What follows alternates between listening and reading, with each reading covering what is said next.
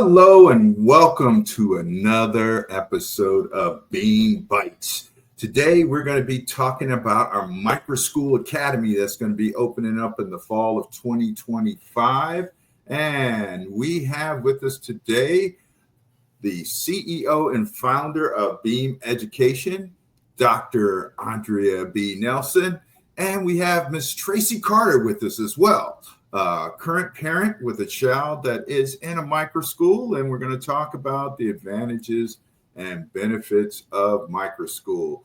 Good morning, ladies. How's everybody doing today? We're doing Awesome. well. How are you this Great. morning? Doing blessed, doing blessed. We are all, I think, in the southern part of the country, thawing out from the deep freeze that we had, and also just looking at the changes coming our way with education with the new administration. So, Dr. Nelson, I'm going to pitch it off to you to talk about our session with our B.E.A.M Micro School Academy coming up, and kind of how, with the way things are changing in education today, it's the perfect time to open up B.E.A.M Micro School Academy. Take it away, Dr. Nelson. So we're excited about the opportunity to change how education looks on the landscape for the 21st century. It is our belief that we must ensure that we provide 21st century learning for our 21st century scholars, which means that maybe the current system that we currently see needs to be changed so that children are ready to inherit what it is that they're going to have to do as productive citizens. Excellent, excellent. And Miss Tracy, tell us a little bit about your experience with private schools, micro schools. You have a daughter that's currently in a micro school right now? Yes, I do. I have a daughter that attends a micro school, and my journey started because I was trying to find a great fit for my daughter. She was in a brick and mortar school building. However, the school was not meeting her needs. My daughter has been identified as a special ed student. Not that she has a cognitive delay, but she does struggle with math.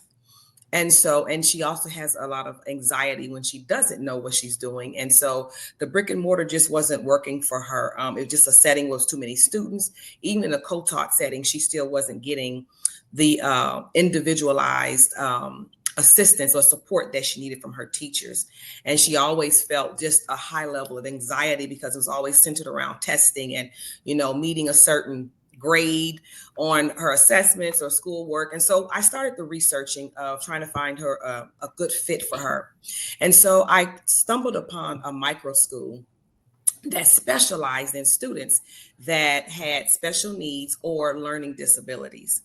And from that, this is what started my journey. I submitted an application, and someone called me back from the school, and they did a presentation on the advantages of a micro school. And one of the things that caught my eye was that it allowed for small classes. And so the micro school she attends has no more than 10 students in a classroom. So that first caught my eye. Second thing was that I was able to pick my own teachers for my student. Not only did I pick them, but my daughter also got to sit in and pick the teachers that she felt she had some kind of synergy with. And then the third thing that caught my eye is that this school did not focus on grades like A, B, C, D, E, F. A, B, C, D, F. Rather, it really focused on mastery. And so they have a mastery-based curriculum. And so the focus of that is that it's not about, okay, I'm giving you a plethora of assignments to do. I'm going to grade the assignments, and on Friday, you're going to have an assessment. Rather, there are bite-sized lessons that she gets to engage in with her teacher at her own pace. And then at the end of these lessons, she then takes what they call a performance task. But again, even with taking the performance task, it's all about mastery. So she doesn't have to take that performance task or complete it until she feels confident enough in what she is doing. So they pretty much kind of gauge it like mastery, proficient, and then novice and apprentice. And so that, I think, is what really captured me, is that she could be in a space where she could learn her own pace. She didn't have to feel like she was competing with other students in the classroom. And she could have that individualized support. And even though it's in her IEP, it really wasn't happening at a brick and mortar, that she could actually have this happen in her micro school. And so that is what captured me and really made me go all in to send my daughter to a micro school. Great. Dr. Nelson, go ahead and tell us a little bit more about how B.E.A.M is going to meet these needs for parents like Tracy and others in our community. I Well, have a slide up. Go ahead. I would love for you to pull that slide back up, because I think Ms. Carter hit it right on the head. Tracy hit it right on the head. What is a micro school? A micro school, and I'm just going to read what it says. Micro schools are innovative educational models that have been gaining popularity in the recent years, specifically during the pandemic. They offer a unique approach to learning, distinct from traditional school systems.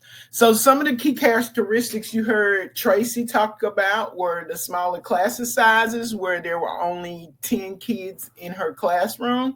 She also discussed the fact that it's very personalized. Instead of specifically looking at grades, you are really looking at where is the child in relationship to mastery and maturity, so that we know if that child is at a novice level or if they're at mastery level. We know specifically using our framework. We have a framework that we start with, and we'll talk about that, to develop personalized education portfolios for students.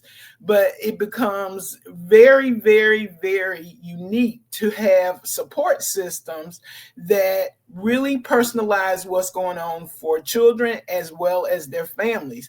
Because what we are creating in these smaller size boutique customized schools are the opportunity not only to engage with the student, but also engage with parents and understand not only what the student needs academically, but what that child needs culturally, because of the home environment that they're growing up in, and either if they have an extended family.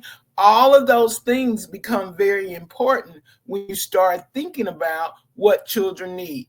So at B.E.A.M Academy, which we will be opening in Tarrant County, we're looking for a location in Tarrant County. One thing that we're going to do is we're going to foster a student-centered learning ecosystem where individualized instruction is prioritized. So this allows students to learn at their own pace. And I think you heard Ms. Carter talk about that, because that became very important for her own daughter, because she was getting lost in the shuffle in the school that she was in. The next thing is that we will be using project-based learning, because we feel, after really studying what the research says on how individuals learn, that it's very important that we embed problem solving and collaboration in real world applications, so that students really have an understanding of why they're doing a certain thing. If you heard Ms. Carter talk, she talked specifically about the performance task. And when you think about a performance task, say over a multiple choice test, that gives you more insight on how the child is thinking, specifically how kids are using certain concepts that they need to understand from math, or what they need to know from literacy or reading. But now they have to apply the learning instead of what you do on a multiple choice test, which a lot of times is they have to just eliminate. And so you really don't know if they specifically have mastered that information or not. Would you agree, Ms. Carter? Absolutely. Like I said, with my daughter's micro school, they do these small tasks that lead up to the performance task. And the purpose of the small task is not, again, to assign a grade of an A, B, C, D, F, but yet to see if the child is on the trajectory to passing or being able to meet mastery of the performance task. And so these little progress monitoring I guess, task, you can say, allows the teacher and my daughter to see where it is that she is gaining some momentum, where she's meeting mastery, and then where she's still kind of novice at, and where they need to pivot, and then they develop an action plan. But again, she doesn't feel the pressure of I got to get it done, or it's a test at the end of the week. It's like it's based off of when she feels confident enough that she has mastered the task, that she then engages with the performance task. And I think it has relieved a lot of her anxiety, as well as mom's anxiety too, because she doesn't have that pressure of worrying about the end of the week, or a little task that lead up to the end of the week. The teacher scoring it, A, B, C, D, F, and then here comes the big test on Friday.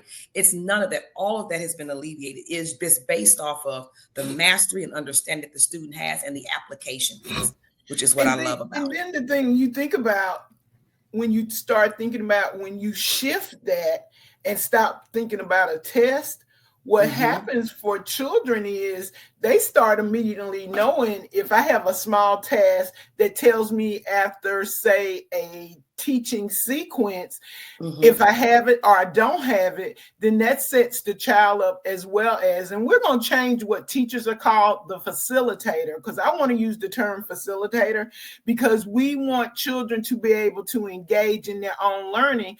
And just think about Tracy's daughter. The minute that she has finished that task, she already has awareness of, I have this or I don't have it, and so I need to go back. And so that is a part of what true lifelong learning is about, is knowing when you have learned something, what helped you to learn it, and how do you move, and now am I ready to take on the next thing that I need to learn. So the next thing that we're going to do at B.E.A.M Micro School Academy is we are developing, just from that example that Tracy gave you, was to cultivate a supportive community that values diversity and inclusivity. And that, think about what she just said about that emotional well-being. No longer is her daughter in a place where she is so riled up or so worried about anxious, that's the word I'm looking for, anxious about what she's able to do, because we're doing it now. We're breaking it up into small micro pieces that provide support to her during her daily work.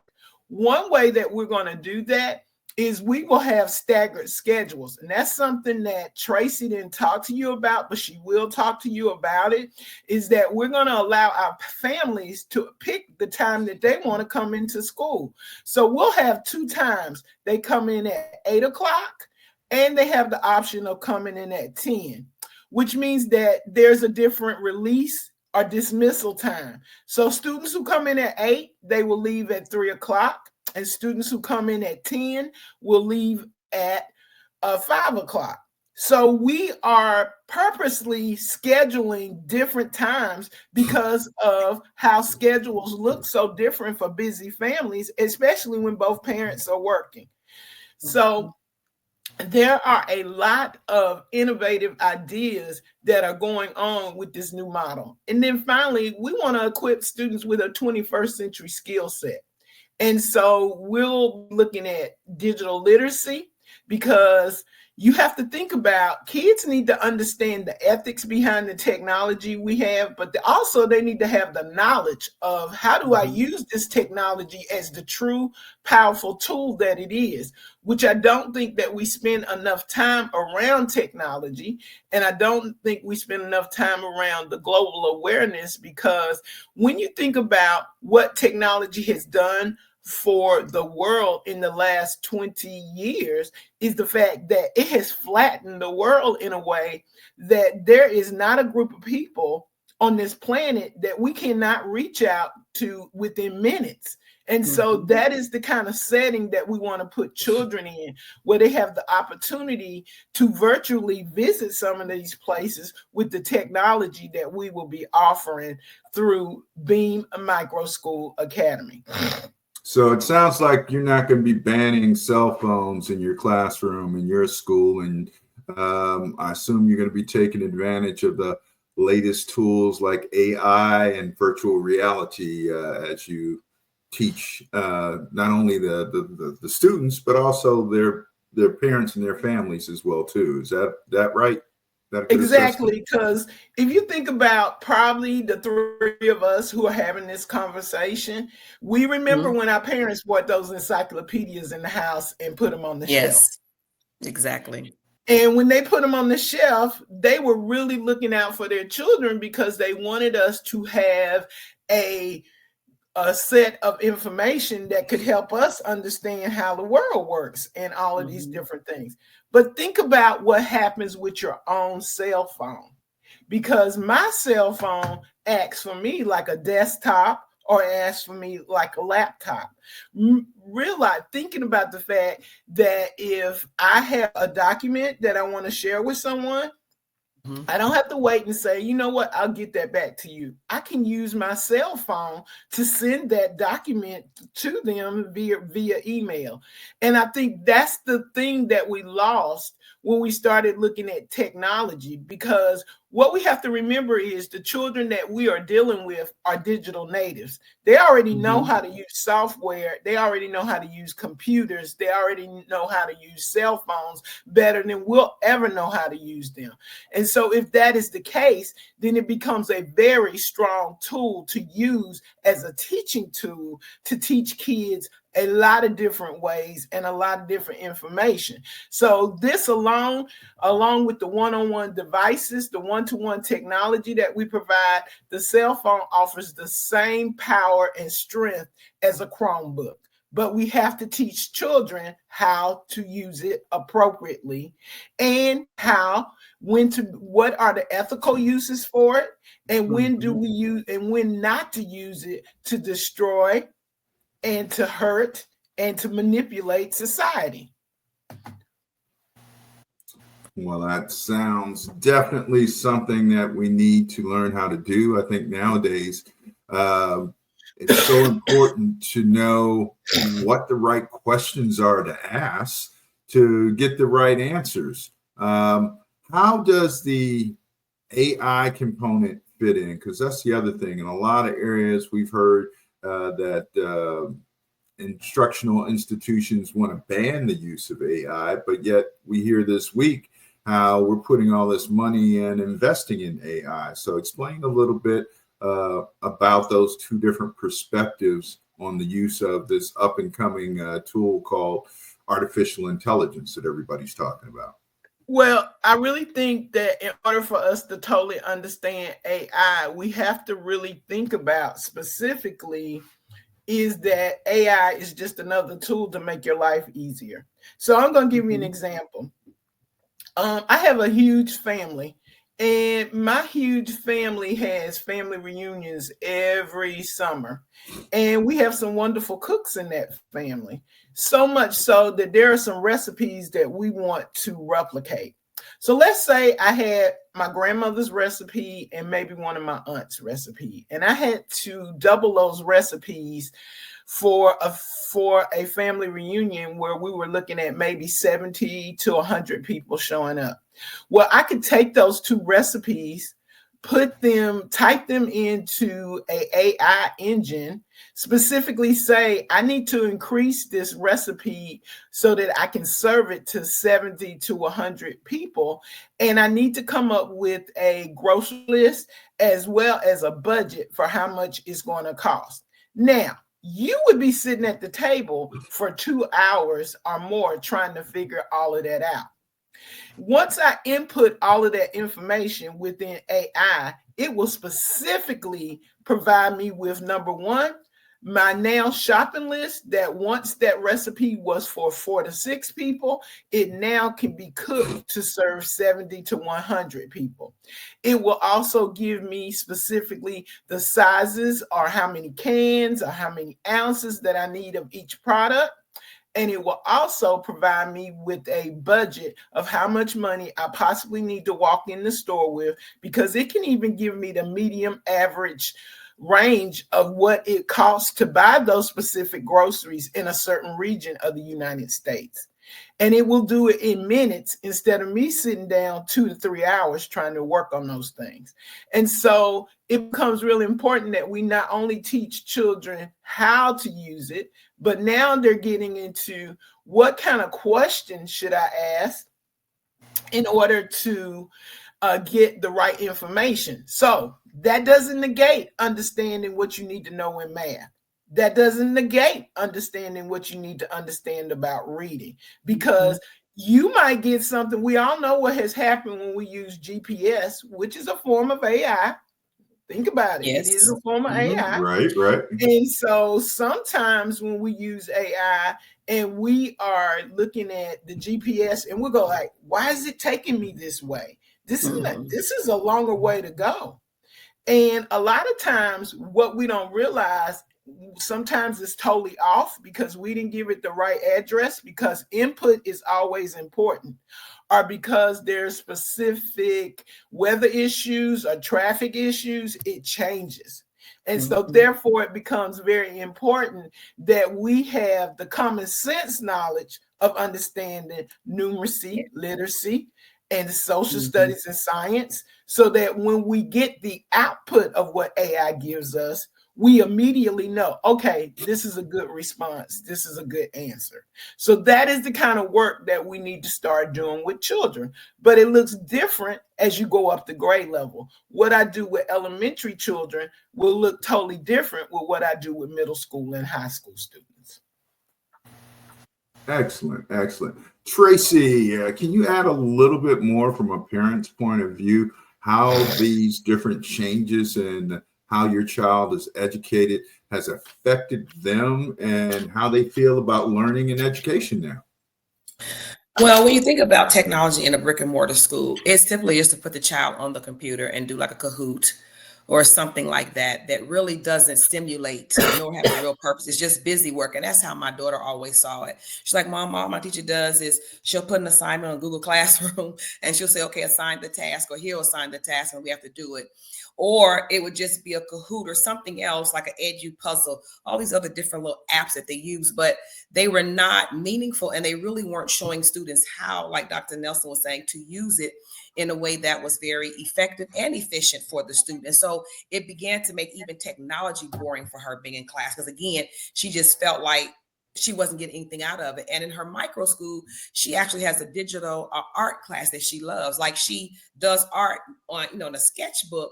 But when you have the opportunity to now take this into technology and do digital art, that way it has really just, I look at her drawings now and I'm just like amazed at the work that she can do digitally as well as she does hands free, with her hands. And so I think it's just like Dr. Nelson said, that we've got to find better ways of doing education and doing school. We just we take things and we just give it to students, give it to teachers, but we don't show them how to use it properly to get what we need out of it. And so then it just becomes another tool that we use that really has no real meaning or bearing for a teacher or student. And so now it's overused, and it's overused in the wrong way. So I'm glad to hear that with Dr. Nelson's vision for the micro school, for B.E.A.M Academy, that is going to be a purpose behind everything that is done, including technology, so that it's done right. And students and educators really benefit from it and what it can bring to a classroom to enhance learning for all students. Excellent. Dr. Nelson, share with our viewers the steps on what they need to do to actually enroll in B.E.A.M Academy Micro School. What is the procedure to find out more information and to enroll in B.E.A.M Micro School? Well, first of all, we're looking for 50 founding families. I'm going to say that again. We're looking for 50 founding families, because for so long we have had parents outside the door. We do donuts for dad. We do all these different things, but we don't include parents in the process. And so one of the things that we want to do, even though we know what the framework looks like, we really want to include parents in thinking through what would a real 21st century ecosystem designed for children look like. So we're going to give you the steps, but we also want you to understand This is not a place where you'll be dropping your children off. This is a place where we want to hear from you, because basically in the beginning we will only have 50 families, but when we get to the top number that we'll have, we will only have 150 to 160 of family students in the building. So that becomes important to realize, because one of those things that Tracy talked about with her own daughter was that small size, that intimate size that makes you really know families, really know what their expectations and visions and dreams are for their students. And so we want you to become in partnership with us to do these things. So let's talk about the steps you would have to take in order to be one of those first 50 families to be the founding family of B.E.A.M Micro School Academy. So let's look at step one. Step one is you're going to attend one of our welcome events. And you can do that three ways, because we know that in the 21st century, everyone is busy. So one way you can do that is we will be scheduling Zoom meetings, and we will be advertising those Zoom meetings either on our website, which is beameducation.org, www.beameducation.org. We will also be advertising when those meetings will be on our Facebook site. And we have a B.E.A.M Education Facebook site, as well as a B.E.A.M Micro School Academy. And then finally, if for some reason you have such a hectic schedule but you still want to know, what is it about B.E.A.M that makes me want to put my child and collaborate and be in partners with the team and be a part of the B.E.A.M team? And so that last thing is that if you can't do any of those things, we will have a pre-recorded information meeting where you can click on a button on our website and get all of the information you need. So once you've done those welcome events, one of those welcome events, the next step is we want to schedule an interview with you. And during that interview, we want to know about your scholar. We want to know about your home life. We want to know about some of your culture, because we're looking for individuals from all of the different cultures, because we live in a diverse world. And so therefore we're looking for diversity. So we're going to schedule a personalized interview for you and your prospective B.E.A.M scholar, because we want to hear children. If you look at the research and what they say about student voice, it is key to ensuring that children are successful. So once we have done those things with you, the next thing is you put a deposit down and we move to step three.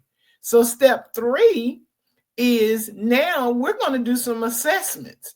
And so we're going to do a very holistic view of your scholar and their current abilities and their academic needs.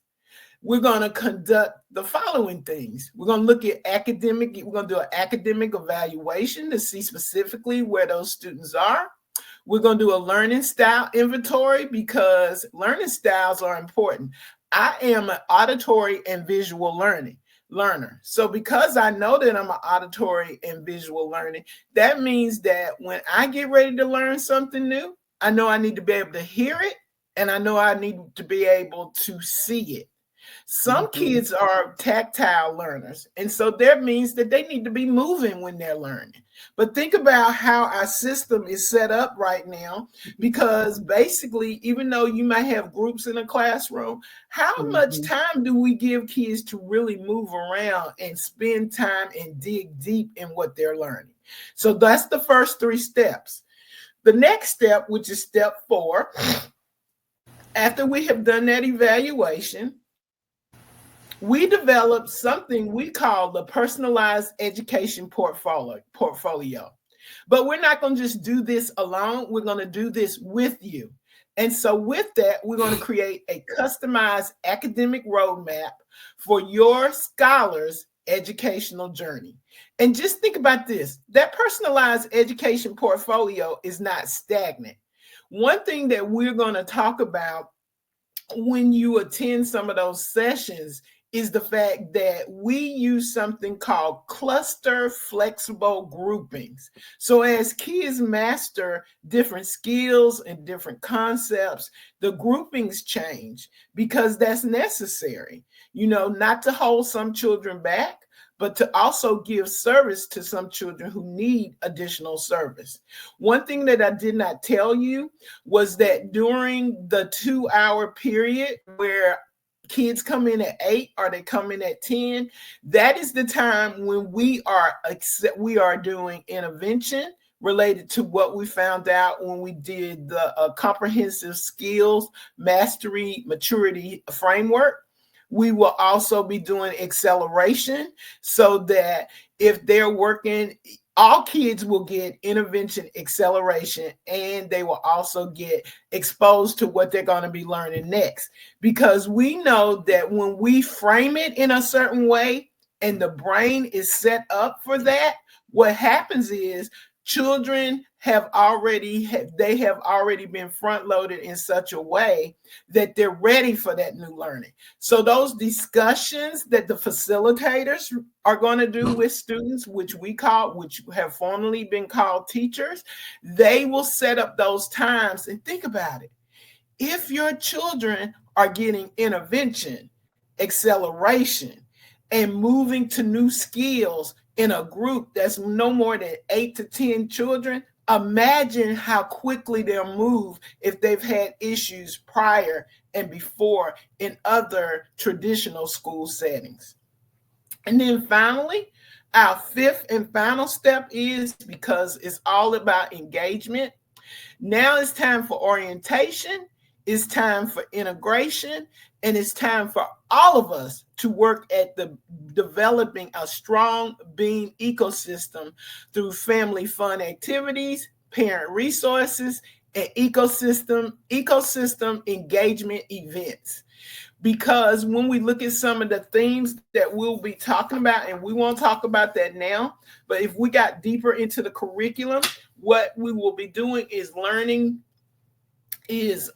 through project-based and problem-based learning. And so some of the topics that we'll be working from are huge, and I don't have enough time to talk about it now, but we will talk a little bit more about the curriculum during our information sessions. Excellent, excellent. Dr. Nelson, we do appreciate that. We're coming up on 33 minutes into the show right now. So are there any closing points or statements either of you guys would like to make as we move to wrap up this episode of B.E.A.M Bites for the week? Well, what I want to say is, if you choose to find out more about B.E.A.M Micro School Academy, what you will find are a group of people who want education to look different for children, and that your choice, you will not regret being a part of the B.E.A.M movement, because we want to ensure that our children are ready to inherit what will be given to them as producers, as citizens, and as lifelong learners.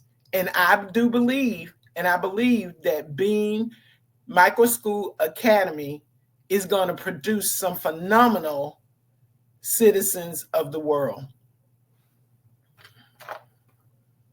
Well, I would like to say that I'm excited to hear the vision from Dr. Nelson around yet another micro school.